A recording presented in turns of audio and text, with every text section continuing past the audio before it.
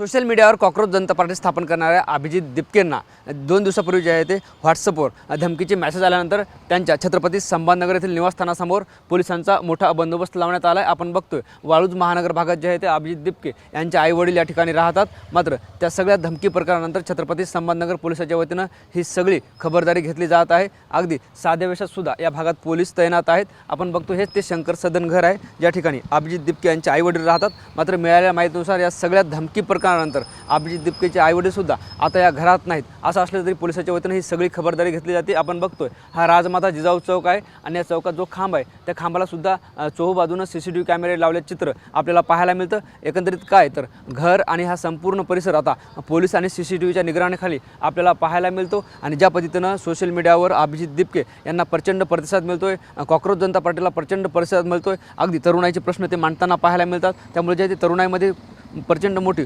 उत्सुकता त्यांच्याबद्दल आहे आणि त्यातच जे आहे ते धमकींचे मेसेज आले। त्यामुळे जे आहे ते ही सगळी खबरदारी छत्रपती संभाजीनगर पोलिसांच्या वतीनं घेतली जाते। आता आगामी काळात अभिजित दिपके यांची भूमिका काय असणार, कॉक्रोच जनता पार्टी नेमकी काय करणार, हे सगळे प्रश्न जे असले तरी आता हा सगळा पोलिसांचा बंदोबस्त छत्रपती संभाजीनगर येथील वाळूज महानगर भागात त्यांच्या घरासमोर आपण पाहतोय। कॅमेरा पर्सन अमित आडेसह ज्ञानेश्वर लोंढे, TV9 मराठी, छत्रपती संभाजीनगर।